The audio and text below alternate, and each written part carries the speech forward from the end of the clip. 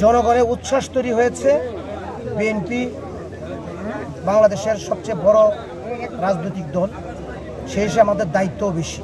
দীর্ঘ সময় আমরা ভোটের জন্য আন্দোলন করেছি। প্রতিটা মানুষ যেন তাদের নিজের ভোট নিজে দিতে পারে এবং তাদের নেতা নির্বাচন করতে পারে। সে বিষয়ে আমাদের বিএনপির ভারপ্রাপ্ত চেয়ারম্যান জনাব তারেক রহমান বারবার বলছেন, জনগণের সাথে থাকো, জনগণকে সাথে রাখো। এই বিষয়কে আমরা পুঁজি করছি, এই বিষয়কে নিয়ে আমরা কাজ করছি। আমরা জনগণের সাথে আছি, জনগণকে আমরা সাথে রাখছি। আগামী নির্বাচনে যেন জনগণ তাদের ভোট দিয়ে তাদের প্রতিনিধি নির্বাচন করতে পারে।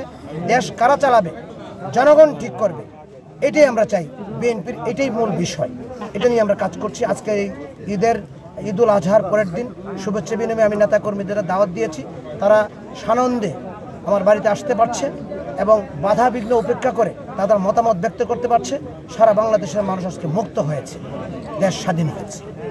গণতান্ত্রিক রাজনৈতিক দলগুলি বিভিন্ন দীর্ঘ সময় এই অন্তর্বর্তীকালীন সরকারের যে কাজ, সেটা হচ্ছে সংস্কারের কথা বলে তারা ভোটটাকে পিছানোর যে উপায় তারা করছে। বিএনপি সে বিষয়ে প্রতিক্রিয়া ব্যক্ত করেছে। বিএনপি চায় ডিসেম্বরের মধ্যেই নির্বাচন করা সম্ভব, জনগণও সেটা চায়। আমরা নেতা কর্মীরা যারা বিভিন্ন জায়গায় আছি এবং সাধারণ মানুষ চায় তাদের ভোটের মাধ্যমে সরকার নির্বাচিত হোক, আমরা সেটা চাই, জনগণ চায়। আর জনগণই হচ্ছে সকল ক্ষমতার উৎস।